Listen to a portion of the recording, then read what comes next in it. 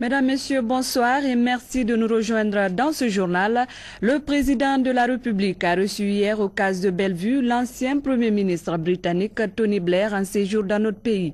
Au cours de l'entretien, l'émissaire britannique a exprimé son souhait d'accompagner le processus de changement amorcé par le professeur Alpha Condé. La rencontre a été sanctionnée par un point de presse. Le compte-rendu de Sanassi Keita. La Guinée reprend peu à peu toute sa place au sein de la communauté internationale et du monde des investisseurs. Plusieurs personnalités arrivent au jour le jour à Conakry pour soutenir l'ambition affichée du président de la République d'imprimer un nouvel élan à la Guinée.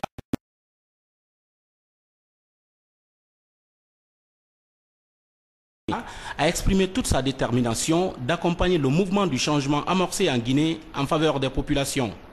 Et devant les journalistes de la presse nationale, le professeur Alpha Condé a expliqué clairement les raisons de la présence du responsable de l'ONG Africa Governance Initiatives.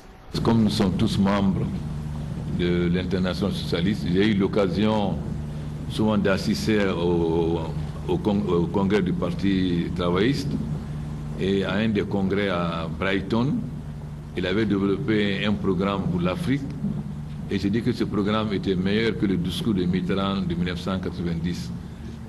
Et aujourd'hui, il met l'expérience qu'il a acquise au service des pays africains, notamment au Rwanda. Tout le monde sait que le Rwanda est bien géré, mais aussi dans les pays voisins comme Libéria et Freetown. Donc disons que c'est, je crois, le premier pays francophone où il vient pour nous assister de ses conseils, aussi de nous envoyer des cadres de son organisation qui peuvent nous aider dans la maîtrise de la gestion, parce qu'il a été Premier ministre sans avoir jamais été ministre, donc il sait les difficultés et la nécessité d'avoir des gens expérimentés. Donc nous sommes très fiers de son séjour ici et nous pensons qu'il peut être très utile à la Guinée dans deux domaines. D'abord, les cadres qu'il va nous envoyer pour travailler avec nos différentes administrations, y compris la primature, et qui vont nous aider à mieux maîtriser, parce que c'est facile de prendre une décision, mais il faut qu'il y ait le suivi. Et s'il y a la volonté à la tête, mais il n'y a pas de suivi, on va nécessairement à l'échec.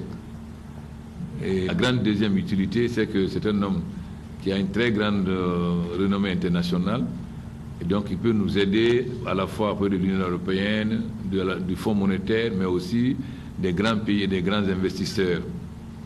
Donc dans notre rencontre, j'ai insisté sur ces deux points-là.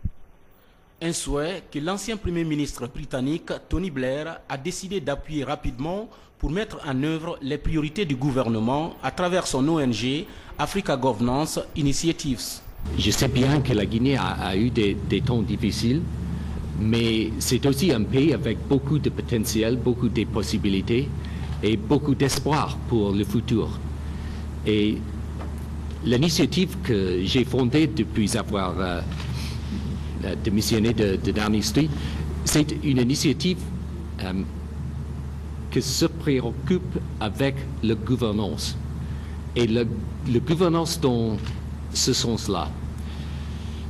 Parce que moi, j'ai trouvé que le problème quand on est chef du gouvernement, c'est pas d'avoir la vision, parce qu'on peut avoir les grandes visions. La question la plus difficile, c'est le suivi.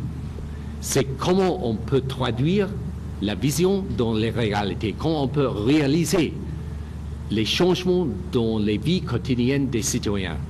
Et ça, c'est vraiment difficile. Et c'est difficile même dans les pays très développés. Donc, moi, je suis tout à fait dédié parce que je suis passionné sur le sujet de l'Afrique et le potentiel de l'Afrique, mais je suis absolument passionné d'aider et de supporter les gens comme Monsieur le Président qui veulent les meilleures choses pour les citoyens, mais qui a besoin d'avoir l'appui, le support en les réalisant. Donc pour moi, ce serait un grand honneur de travailler avec lui. Nous avons discuté les problèmes, les défis du pays, mais je suis absolument certain que dans le caractère du président, il reste une honnêteté, mais aussi une détermination de faire ce qu'il peut pour son pays et pour le peuple de son pays. Et je le compte un grand honneur de travailler avec vous en achevant les objectifs que vous avez mis en œuvre et pour vous dire que mes collaborateurs et mes techniciens, mes équipes sont absolument prêts à faire ce que nous pouvons pour vous aider. Donc, on peut dire qu'il y a les deux dimensions, les deux domaines. On peut encourager les investissements, mais aussi on peut travailler pour mettre en œuvre les priorités du gouvernement. Et dans les deux cas, je crois que mon équipe qui était ici, nous sommes très confiants que nous pouvons faire beaucoup avec le président. Aider la Guinée à réaliser ses objectifs. Voilà en substance ce qui ressort de la déclaration de l'ancien Premier ministre britannique Tony Blair devant les journalistes qui lui ont posé plusieurs questions sur ses ambitions pour la Guinée. Mais pour concrétiser tout cela, le président Alpha Condé appelle les Guinéens à se départir des mauvaises habitudes tout en changeant de mentalité. Le Premier ministre Tony Blair, et nous espérons que sa présence ici donnera plus confiance au cadre guinéen, ce qui montre qu'aujourd'hui, la Guinée, il y a une vision du monde sur la Guinée, il y a une volonté de nous aider. Mais comme on dit, quand quelqu'un te lave le dos, il faut te laver le ventre.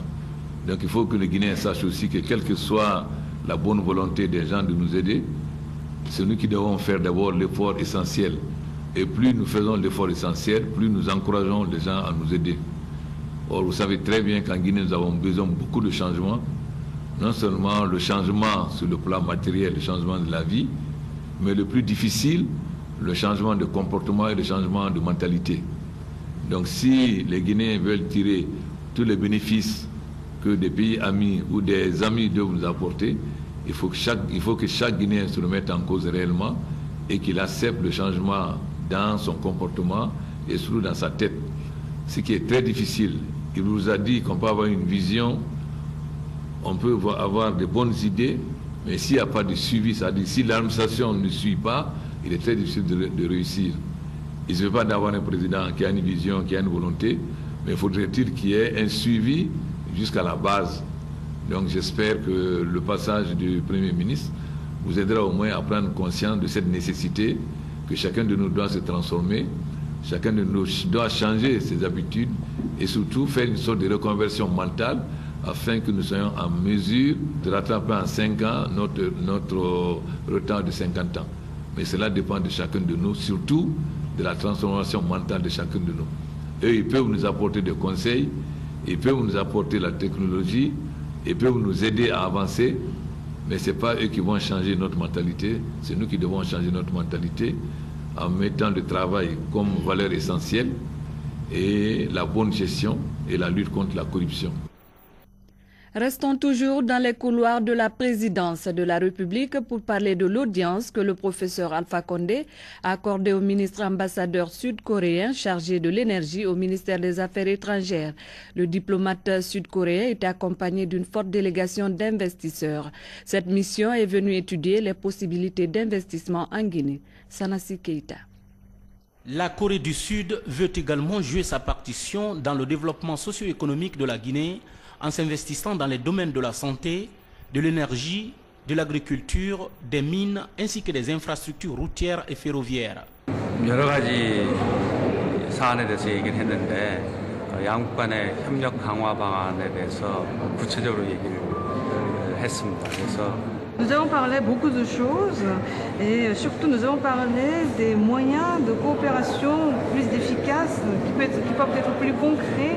Et je pense que je vais de retour en Corée organiser un forum d'investissement où je vais faire venir une délégation guinéenne. Nous n'avons pas pour le moment des projets concrets. Là, ma visite aujourd'hui, c'est d'explorer de voir l'état actuel de notre coopération bilatérale et d'augmenter notre compréhension mutuelle. Mais je vois qu'il y a déjà des entreprises sud-coréennes qui font leurs activités en Guinée. Donc c'est quelque chose qui va s'effectuer au niveau privé. Le président a posé certains projets, l'agriculture, maison sociale, l'eau, l'électricité. Et il y a au moins 4-5 ministres guinéens qui doivent venir à Corée. Ils vont imposer tous les projets là-bas. Après, ils vont financer, ils ont du moins à faire. En marge de la conférence internationale sur le VIH-Sida tenue récemment à New York, la première dame de la République a rencontré des responsables des institutions internationales et certaines de ses homologues. Une manière pour la première dame de renforcer ses contacts à travers le monde. Reportage Adama Magasuba. Madame Guéné Condé a mis l'occasion à profit pour présenter sa fondation à Madame Ban Sun-Tek. Elle a ensuite fait un plaidoyer pour le renforcement du système de santé en Guinée et l'assainissement de la ville de Conakry. En retour, Madame Ban Ki-moon a félicité la première dame de Guinée pour son engagement en faveur de l'élimination de la transmission mère-enfant du sida en Guinée et réaffirmé son soutien aux actions de Madame Guéné Condé. Madame Condé Guéné-Kaba a ensuite rendu visite à la vice-secrétaire générale des Nations Unies, la Tanzanienne Acha Rose Migro et la première dame du Nigeria. Pour boucler cette journée du 10 juin, Madame Guéné-Condé a reçu Dr Cheryl Hill, représentante des ONG à Washington. Avec cette dernière, la première dame a fait un briefing sur les actions qu'elle mène et présenté l'état des lieux des 2 hôpitaux nationaux du pays, Ignace-Dine et Donka. Des hôpitaux qui ont besoin d'une aide urgente pour un minimum de services de qualité à la maternité de Donka et Ignace-Dine. Insatisfait du gouvernement américain. En fait, c'est l'équivalent de la mairie chez nous. C'est la ville de Maryland qui m'a offert ça. C'est des personnalités qui suivent la Guinée depuis l'avènement de la démocratie, donc depuis l'élection de mon époux. Et ils suivent toutes mes activités, tout ce que je fais via Internet. Donc ils sont très contents de mes actions malgré le faible moyen. Compte tenu de tout ça, ils m'ont donné ce diplôme pour m'encourager. Et c'est une dame qui veut beaucoup travailler avec la Guinée, qui veut nous aider. Elle souhaiterait faire une visite pour voir l'état dans lequel se trouve le pays. Je lui ai présenté ma fondation, la façon dont nous travaillons. Incessamment, elle fera une visite en Guinée. Avant de refermer ce journal, voici le contenu de ce communiqué du gouverneur de la ville de Conakry. Face à la recrudescence des actes de banditisme et des agressions physiques contre les citoyens, le gouverneur de la ville de Conakry, président du Conseil régional de défense et de sécurité, rappelle aux autorités locales, chefs secteurs, chefs quartiers, maires et délégations spéciales, chefs religieux, chefs de famille, responsables d'associations de jeunes et de femmes, l'obligation d'assurer la sécurité des biens et des personnes vivant sur leur territoire géopolitique. Il est inadmissible qu'aucune action durable n'ait été entreprise pour mettre fin à la criminalité dans les quartiers, malgré toutes les réunions, les meetings et de nombreuses mises en garde sur le sujet. À ce fait, le gouverneur met en garde tous les chefs de famille, les chefs secteurs et les chefs de quartier sur les cas d'attaque à main armée ou de vols commis sur leur territoire. Ils seront en conséquence interpellés, arrêtés et traduits en justice. Ordonne à toutes les unités de police et de gendarmerie à faire un rapport à l'attention de Monsieur le gouverneur de la ville de Conakry sur tous les cas d'arrestation de bandits, quelle que soit la nature du délit. Par ailleurs, les dispositions suivantes entrent immédiatement en vigueur. L'identification et le recensement par les forces de défense et de sécurité de toutes les zones criminogènes. Le quadrillage de toute la ville, en particulier les zones de Ratoma et Matoto. L'élaboration et la mise en œuvre d'un dispositif opérationnel par les services de police et de gendarmerie, l'organisation de patrouilles mixtes, motorisées et pédestres, la surveillance de tous les débarcadères et gares routières. Enfin, le gouverneur, tout en souhaitant la collaboration de la population avec les forces de défense et de sécurité, engage la responsabilité des autorités communales, des quartiers et secteurs, des unités de police et de gendarmerie pour le rétablissement de la sécurité et de la paix dans leurs zones respectives. Conakry, le 14 juin 2011, signé le chef de bataillon Sékou Resto Camara. C'est la fin de cette édition. Merci de votre bien aimable attention. Je vous retrouve tout à l'heure à 20h30 pour d'autres informations.